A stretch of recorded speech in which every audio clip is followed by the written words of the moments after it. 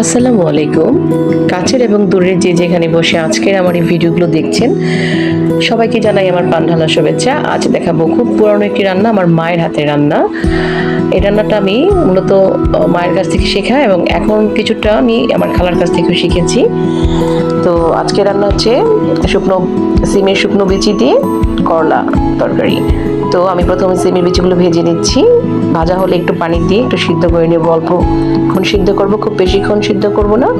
তো দেখেন সিমের বিচিগুলো একটুতেই টিপ দিলে বের হয়ে যায়, তো খুব ইজিলি সিমের বিচিগুলো সিদ্ধ করে ছেড়ে নেওয়া যায়। এখন আমি রান্নার জন্য এখানে করলা এবং আলু কেটে নিয়েছি সিমের বিচি। এখানে সিমের বিচি আমি অল্প পরিমাণে নিয়েছি চিংড়ি মাছ, এখানে আছে পেঁয়াজ, মরিচ, রসুন কুচি, আদা পেস্ট, রসুন পেস্ট এবং ধনেপাতা, সাথে আছে হলুদ, মরিচ, ধনিয়া এবং একটু জিরা গুঁড়ো, স্বাদ মতো লবণ এবং তেল।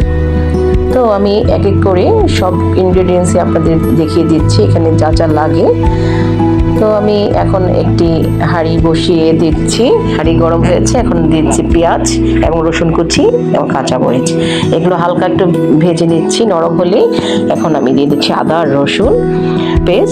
রসুন পেস্টগুলো ভালো মতো আমি তেলে ভেজে নিচ্ছি যাতে কাঁচা গন্ধটা চলে যায়, এবং এক এক করে আদা রসুন জিরা যা যা ছিল সব কিছু দিয়ে নেড়ে চেড়ে কষিয়ে নিচ্ছি। একটু পানি দিয়েছি, তরকারিটা ভালো মতো কষিয়ে নিলাম। এখন আমি দিয়ে দিয়েছি চিংড়ি মাছগুলো আমি ভালো মতো কষিয়ে নিব। চিংড়ি মাছগুলো ভালো মতো কষানো হলে তেল উঠলেই আমি দিয়ে দিচ্ছি সিমের বিচিগুলো খুব বেশিক্ষণ সময় লাগবে না, কারণ একটু সিদ্ধ করা। তো আমি এগুলো ভালো মতো কষিয়ে নিচ্ছি যাতে মশলাগুলো সিমের বিচির মধ্যে ঢুকে।